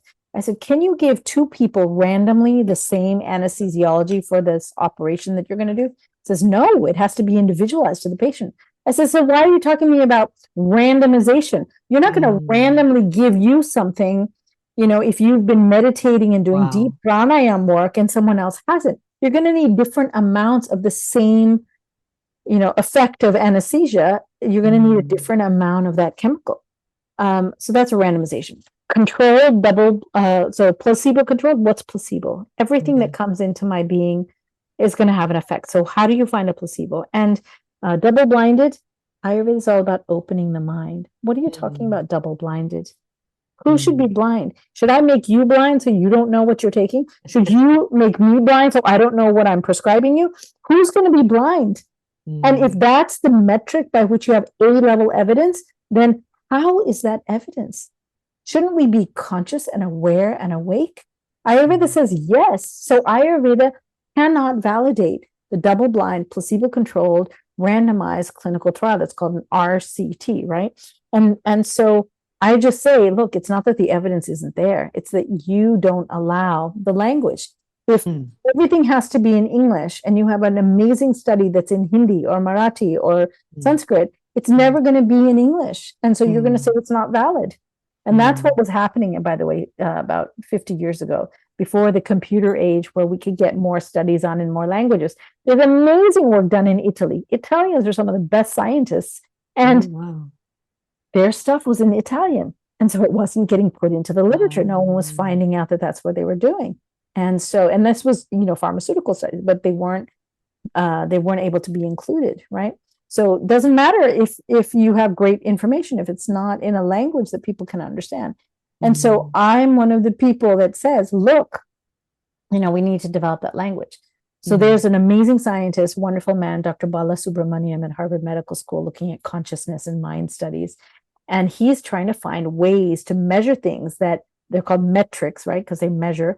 And he's trying to find ways to measure things that modern medical people will accept. Because if you show them that this gives this effect, this consistently you do it and gives this effect, and you show it many times, they'll say, yeah, but what's the mechanism? We need to have a gene that changed, or we need to have a protein that changed, or we need to show that there is a blood test that changed, and you need to show it consistently, and then we'll believe it. So he's trying to create some of those data to show that there are things in, for example, consciousness studies or mind awareness, where you're actually reducing the inflammation in the body. So that brings in a deeper level of clarity to the person. Because when they're less inflamed, flame, right, is fire and like soot and smoke. So get rid of that and be calm and see what happens. And it's amazing to see that, when you do regular meditation practice, your blood chemicals, your biochemistry changes. You have less inflammation in your body. It's been shown again and again. They've published in big, publications, big journals. People who don't want to believe it are not going to believe it. You can show all the data you want. They're just not going to believe it. They're going to call it quackery. They're going to say this is religion. Meditation is religion. So how does talking about religion, although not directly to do with, in fact, not to do with religion at all, what does Ayurveda say is, what is the purpose of Ayurveda? Healthy body, healthy mind, yes. But how does Ayurveda help you go higher? What does it say about the divine? And of course, it agrees with the divine and it believes in it. But why are you doing divine like this? Divine is not there. Divine is here. The forces of our body that are the mysterious powers, the mathematics of how I have 100,000 different reactions going on inside my body. My heart is beating. I'm breathing. There's all kinds of digestive stuff and hormonal stuff. My pancreas is talking to my liver. My liver is filtering. And I'm not even aware of all of this going on. And that's all going on. You know it's going on, but you're just not aware of it. So if all of that is happening and you're not aware of it, then how can you say, oh, well, if I don't understand it, I can't participate in it? You are participating in it. It is happening, right? So when we know that these things are going on and we want to understand them at some level, what the philosophy said is this is the divine, that ability to do all these calculations at once and make everything happen in a harmonic, peaceful, productive way. That is divine. That is amazing. It is incalculable how many reactions are happening, and we're doing it. How many chemical reactions are happening inside my body at this moment? What electricity is being generated as you and I talk? I'm thinking, I'm listening, I'm talking, I'm watching.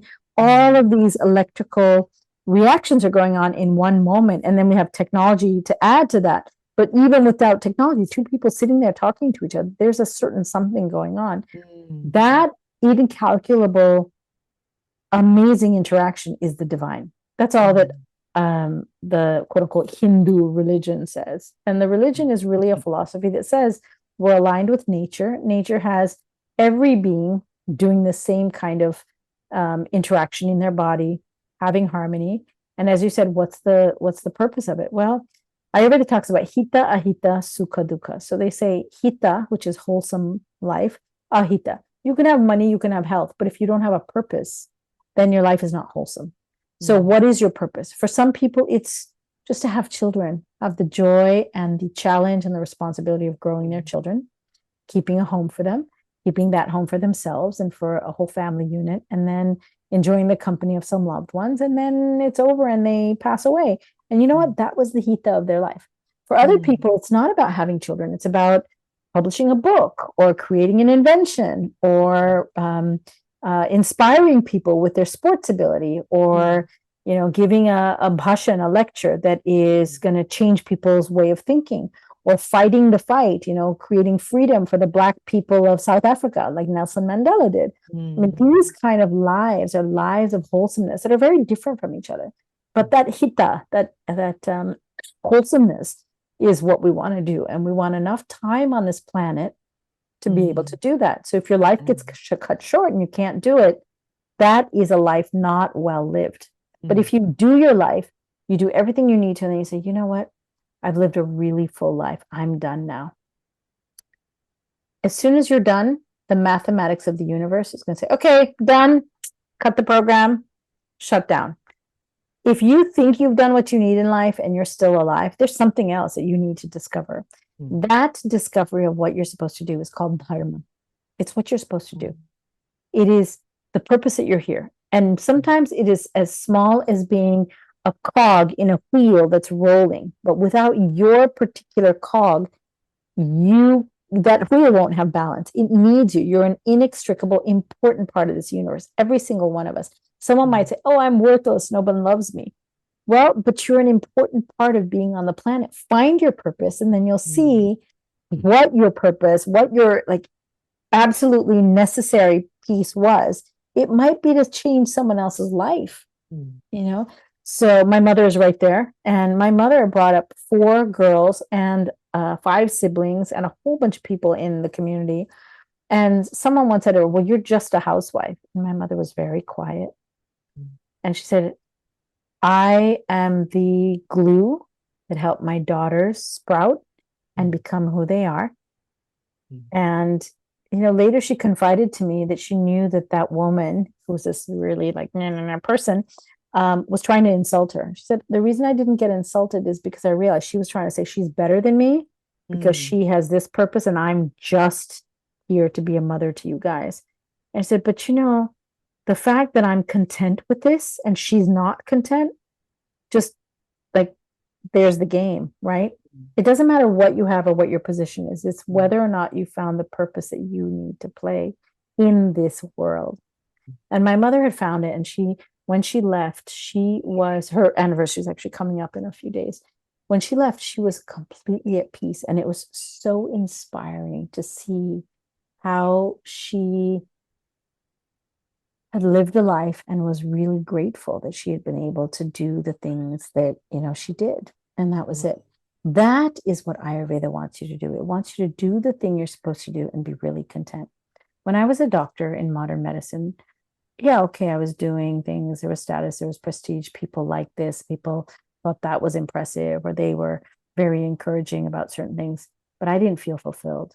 And when I got into Ayurveda, just learning it, I would come back from the hospital and just sit and just learn, listen, read. And I felt like I was in heaven. I stopped socializing with nonsense, parties and things. And I would be at home and they said, oh, you didn't go out. I said, no, actually, I did go out. Well, where'd you go? I went to this really interesting learning about Ayurveda. They didn't need to know where I went. I could have been sitting in my apartment, but I was learning something. And I felt like I had traveled the universe and gone out in, beyond the confines of my home into this great vidya, this great ocean of knowledge, as Ayurveda says it is. And so I swim in that ocean a lot now. And it makes me so happy that I've given up a lot of the things that most doctors go after, the material successes or the typical things that society would judge you for as being successful. Because when I'm with Ayurveda, I have that feeling of peace. And I feel that everyone has something. For some people, it's music. They're with their music. They don't care about having a Mercedes and a big house and, an income of this and that much money in the bank, or whether or not they've met famous people. All they want is to play their music and be with that resonance of the music and know that their voice or their hands could create that music. And that's it. I've known some really special artists, classical Indian musicians, who live and breathe for their dance or for their song or for their instrument that they play. And when they're doing that, they're in complete like completion. And to me, that is the sign that you have found your dharma. Most people don't find it today because they're so busy chasing after what society wants from them. But Ayurveda tells you keep your body healthy, keep your mind healthy, keep your vata down so it doesn't pollute your mind and make you anxious, panicked, ADHD, depressed, all those mental chanchal chaos that happens. Keep your mind calm, because that way, when it stands in front of you, you can say, oh my gosh, this is what my purpose is. So Ayurveda's sum and total is, let us give you the tools so you can be healthy, so that when you find your dharma, when you hunt out your dharma, and then when you find your dharma, you can do something that is so fulfilling to you that your heart beats at a resonance where it sings.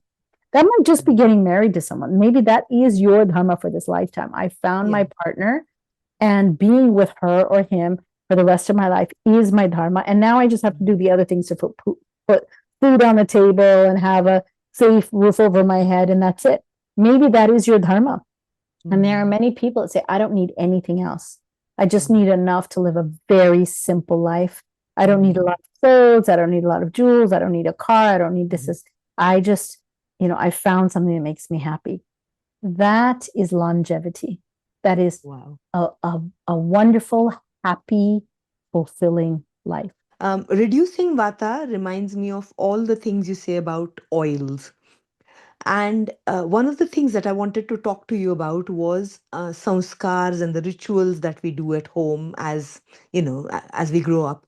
And I just wanted to quickly talk to you about the very first things that we do when a newborn child is born. And we sort of fill oil here. Um, what's happening there? You've had your own kids, right?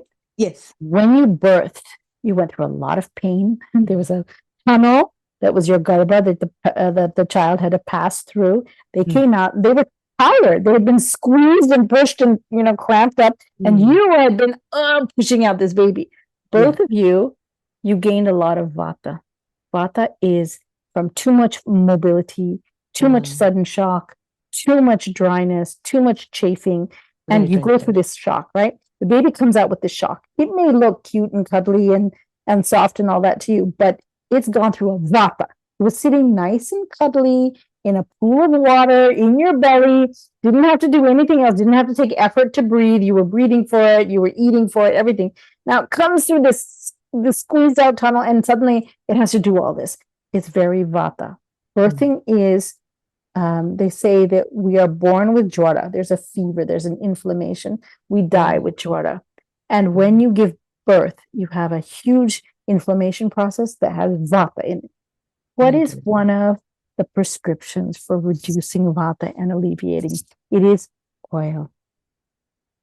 And so we give in those 40 days after a baby is born. You don't separate the mom from the baby. She's still very much, it's part of her flesh and blood and being. Mothers who are taken away from their babies, or their babies are taken away from them, are traumatized. It is part of my being. It's like having my heart ripped out. And mothers will say, having a child is like living with a part of your heart beating outside of your body. And so that immense trauma is alleviated by keeping the mother and baby together, and by every day giving the mother and the baby an oil massage so they can lower their vata. And for the baby, it's to make sure their muscles and bones and sinews and nerves have that snigdha, that quality of unctuousness that will help it to grow. Because now it's going to spend every day taking in things through its senses. So it has to have those well lubricated, right? You hear about lubrication. Well, this is the lubrication that makes sure that the baby is able to have what it needs so that it can grow and be fulfilled, but also nourished. So many of the rituals that you know about, we could actually do another episode on the 16 rituals of life, right? Those 16 rituals of life. If we can, that would be great. Because that fascinates me, how little things we've been doing in our lives and how it's connected to your health and your well-being. And yes, we really should. Have you read Everyday Ayurveda? I am reading it at the moment. So what I did is, in preparation of the interview, I quickly read the last part and then the first part, and then I've been reading it midway as well. Yes, I have been. So if Yes. you want to do a quick of it, just read the first story of the story of every chapter, the first page of every chapter. There is a wonderful story about my own life Yes. and things that my About mother and mom, father and dad. family did. Yes. Yes. And so people say, I met your parents. It's like, oh, and they said, yeah, I met it through the book. So if you just read that, you'll get a nice sense of it. And then if you wander from that story through the chapter to the next story, your eyes will just pick up a few things and you can probably skim the book very quickly and then go back and read it. But you'll get a sense of those rituals, because many of the things you're talking about where you want the reasoning why, that's exactly why the book was put together. It's got a lot of that reasoning in it. And it's not complete. There's a lot of things that have come out in science since I wrote the book. There's a lot of things I've learned since I've written the book. And so I'll be writing, I have another few coming out very Wow, soon. that'll be great. Yeah, so I'm actually looking forward to birthing those. Can And I ask you about Ayurvastra? I had never heard of this. Vastra means No, cloth. I know, but I just never heard of this concept of soaking clothes in all these various medications, and just And the then touch wearing of them. it, just touch Yeah, of it is yeah. soaking it in. Oh, wow. Yeah. Even the gemstones, if those are real gemstones that you're wearing, like I wear coral, I Yeah. wear gold. These are Mm. gold, these are gold. Mm. And I just make sure that my body has that touch because chemical reactions happen with touch. Mm. Gold happens to improve your immunity and your strength. So that's the Right. reason why married women always wear gold, because they have immune, they're going to have babies, they're going to be having sex with their husband, hopefully the only person having sex with their husband. And so they want to have good immunity for that. Yeah. Um, the silver calms people down. So they also put silver. Some cultures will put it on your ankles or your toe rings, or below the navel. Mm. And some people will wear copper So bracelets. cooling is needed below the navel? For some people, yeah. No, as in you tend One to of see the that chandi is almost always sort of either around your waist or somewhere on your Well, you foot, can't wear toe gold. rings. You cannot wear gold below your nabi. So Oh, you wear it okay. above your nabi. So gold you'll only see, up. Right, right, right. So the logic is that gold you can't wear, and that's why silver is right. Yeah, and silver is also antimicrobial. Ah, When okay. babies are born, there's a silver ointment that's put on their eyes, and that's to Oh, prevent eye diseases that can come through the woman's vaginal canal when the baby's born. Silver nitrate. So gonorrhea, for example, will make kids blind. Why? Why have that? So they'll just put this ointment on. Silver is also used as like a skin um, emollient when people have an infection. Thimerosal, which is mercury or parad, is in our vaccines to keep things from growing, like bacteria from growing in our vaccines before we get it injected into our blood. You don't want to be injecting bacteria, so they will inject mercury, which is really funny because all of America is so up in arms about heavy metals, heavy metals. So is actually most of Europe. Heavy metals, yeah, heavy metals. Yeah, yeah. okay, you don't want any metals, but you don't have any problems injecting mercury into your body with your vaccines. Okay, so this was going to be my first question. Let's say Sujata is a healthy human being, no problems. What should she be doing? Now, this is night time for me almost. What should I be, very quickly, what should Sujata be doing before she goes to sleep all through tomorrow? Okay, so Dinacharya starts in the evening. You get yourself ready. So you should get yourself ready for bed and have a good nighttime ritual so that you sleep just in a luscious, comfortable, safe space where you can completely let go of your body, your mind can be at rest, and you can sleep. You should make sure that you don't have any electrical outlets around your head, no Wi-Fi devices on, and in the evening, you should turn off all bright lights. I know you have lights on right now, but at sunset, you should turn off the lights so that your melatonin can start coursing into your veins and making you naturally. That's the first part of waking up early. So after you go to bed, and then you're going to wake up in the morning, you can't Usually do it if you've had a bad, months and years of not or waking up early. But if you get aligned with the sun and the moon, you will find that you just wake up naturally before dawn, just before dawn, and you get up. The early morning routine depends on where you are, what season it is, and what your schedule is. But let's say, for example, you get up, you do a few moments of meditation, you light a candle, and you just stare into the candle. Why? Because your mind is already chanchal. If your mind is not chanchal, then you're quiet. You go and do your, peeing and pooping and taking a little bit of water and brushing your teeth, scraping your tongue. Maybe you want to do some oil pulling on certain days. Some people don't need to do it every day. They'll just do it once a week or something. Maybe you'll put some, well, first you'll wash your eyes with water, and then your nose with water, and then your mouth with water, and then brush your teeth. So when you did that, you got rid of all the stuff from the orifices.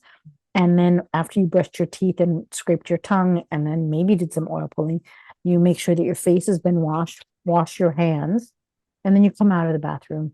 So now you've done your early morning. What were the marma points that you mentioned in your book? So you can find them. You can go to any marma book. In fact, now you can probably go to Google and just see them. There's a whole bunch of them. There's So you should be pressing them after you wake up. You can if you want to. Okay. If you find that that's part of your yogic Right. practice. But then when you come out of the bathroom, you should fill your senses. Now, many people will bathe before they fill their senses because they want to clean their whole body. But if you're doing an early morning routine where you're not going to bathe before dawn because it's either cold out or it's, it's better to bathe, after dawn in most cases, not in every case, but in most cases. So what you can do is say, okay, I'm going to go for my walk. I'm Sujata. I'm going to have a lot of things to do. I'm going to go out and I'm going to go and get at least half of my 5,000 steps done. So you go out for a walk. Maybe you have a dog. You take your dog for a walk. You have a husband. You take your husband for a walk because he needs to do his steps. You get out your whatever number of steps. You come back and you say, oh, I'm starting to get hungry. You should not be hungry when you first wake up, but you'll start to get hungry. Come home. Maybe you take a shower. If it's hot outside, maybe put oil on your body before you went for a walk. So the oil has already massaged itself. You come in, you shower. That will also help increase your Agni. And then you go for your breakfast. So breakfast depends on every person, their Agni, their dosha, their disease state, the season. And so you have your breakfast. Before you have your breakfast and after you have your shower, there's a little bit of time when people get dressed. That's when you want to fill your five senses. The purpose of an altar is to fill your five senses. Put something in your eyes that's beautiful. A picture of a god that you love, a mother, a person, a guru, right? So you fill your eyes. Smell, you have a flower or you have some sugandha, agarbatti. Mouth, you usually have a little, prasadam, something. Ears, you have a bell or you have your conch shell, you blow. And you have a cloth on your altar and you touch something soft, or you have a flower petal, you touch something soft. You fill your five senses, and then you go down for your ahara. And that's a very easy morning routine. And it varies. Like someone will say, yeah, but what if? Yeah, that you might have is right for you. So usually you have to have someone teach you until you can get it. This is right for me. Now, if you start being an Ayurveda Nazi and say, I learned this, so you have to do this. It might be not, it's not right for them, right? Your elderly mother who's 80 years old may not want to get up at the crack of dawn because it's not part of her Dinacharya. But she may want to exercise. So what's great is that you got 2,000 steps in now, you get 3,000 steps in later, partly with your mother when she's ready to get up and go walking. So everything differs. The thing we need to understand is individualized. So when people say to me, what is an Ayurvedic prescription? I say, it depends. It depends on who you are, what you are. There's something called the Dasha Vida Pariksha, 10 factors by which you can individualize someone's prescription, whether it's for a medicine or for a food or for a routine. And so when you make it individualized, you're going to end up giving something to someone that really shifts their doshas and brings their vata out and brings their calm in. And that sense of feeling lubricated and calm is where you have a robust and wonderful fire. You have a little bit of transformation, pitta going on. You have some very good vata that's flowing, but not chaotic. You have a groundedness, a stability, but not stickiness. And that is a balanced doshic state. Very hard to, it's like the tip of the mountains. You go up to it and then you fall over the other side and you come back and you go over the other side. And so to stay at the tip of the mountain is very tough. So Ayurveda doesn't say you have to stay in that state, but you should be approaching that meta balanced state as much as you can. Yeah. And then what happens then through the afternoon? Just go through your Well, usual professional it or whatever day. depends. Yeah, it's yoga off the mat. What do you want to do in your life? That's where you're looking for your dharma. It's where, if your dharma is to be a homemaker, you're preparing the food for the evening. You're having a nice, lunch and then taking some rest from some of the kitchens in India are so hot during the summertime. I just wonder, the rest of the house is 95 degrees. The kitchen's like 120 degrees. Yeah, it is. And It's people are really in there warm. cooking. The kind of devotion it takes to do that. They're sweating. They've got a towel, constantly, and they have to wear a sari because their mother-in-law doesn't want them to wear something more comfortable. And it is really, really tough. And they want to feed their family. So what do you think they should do in the afternoon? They should rest. They should go and rest under a fan, or they should, rest lying on the cool marble floor, or out under a tree in the village, or whatever is, the right thing for them. So it depends, for some people, they're students. It's a good time for them to read and study. For some people, they're elderly. They need to take a nap. For some people, they've done labor in the farm from 6 o'clock in the morning. They come out after like the midday when the sun starts going overhead and turns. They say, okay, now I'm going to go home. I'm going to eat and I'm going to rest, because they've just worked an 8-hour day and it's time for them to rest. And so the profession determines it. The age determines it. The climate and the land determines it, right? And the profession that you have on that land. Your own strength level. Not everyone has the same amount of strength and energy. So if someone doesn't have the strength to lift heavy boxes and you make them lift heavy boxes, that's not going to be very good for them, right? The age, the time of the, not just the year, but the time in their life. If they have a disease, how long they've had the disease and how that's impacting them. So there's a whole bunch of factors, right? Those are the 10, isn't it? Yeah. Yes, that's right. So I just mentioned a few of the 10. That's right. Yeah. And last question. So you've been so inspirational in your Ayurvedic journey, and I'm sure when people listen to you talking, they'll be more inspired. Who is your inspiration? Tell us a bit about your inspiration. I had a lot of inspiration. My No doubt. mother. So let's see if I can. There's my mother. Yes. So that she's there. My sisters are amazing. I have a lot of differences with my sisters because we have a lot of fire and we're all in different professions, but they do things sometimes that are so amazing. And that just is a reflection of who my mother and father were. I was very inspired by Hillary Clinton.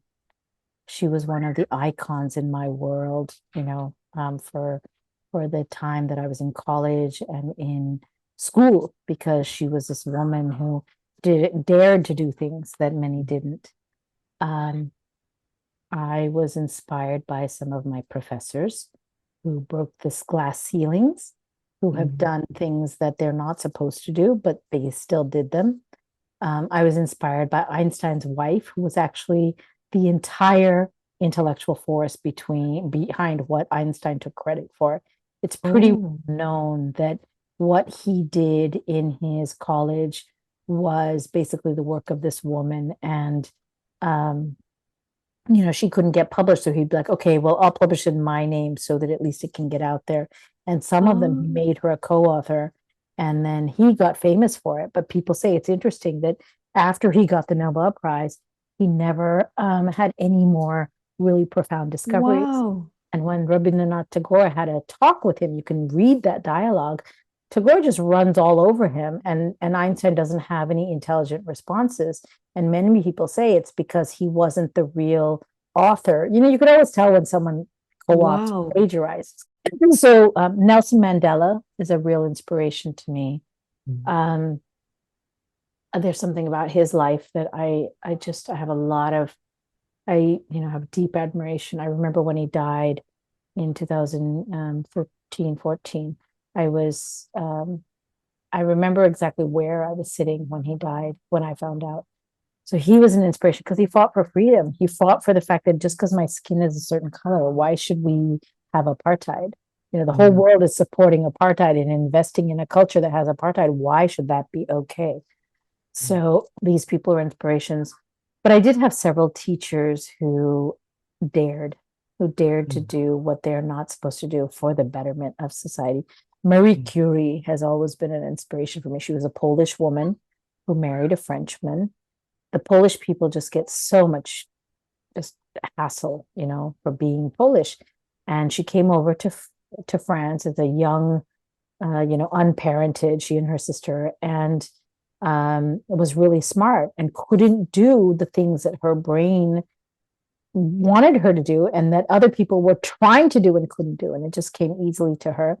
And the only way that she could reinforce and let people know what she was doing, because she wanted other people to discover the elements, she wanted them to discover what she was discovering, is that she married her husband, and then he kind of allowed her to work in his lab, and then he put his name in front of things so that at least her work could get out there, because 100 years ago women were not allowed to publish what they were doing. Same thing in India. There are so many women who were freedom fighters, but you only hear about Sardar Patel, and you hear about the people you hear about. And so Netaji is also an inspiration for me, because he fought for something that he absolutely believed in.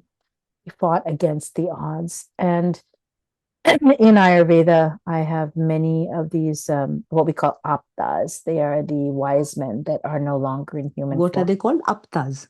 Aptas. And they are the wisdom that is there. And every once in a while, if you're privileged, you can actually see them in like a form. And it's almost like they come down and they will inspire you. So they are among my inspirations.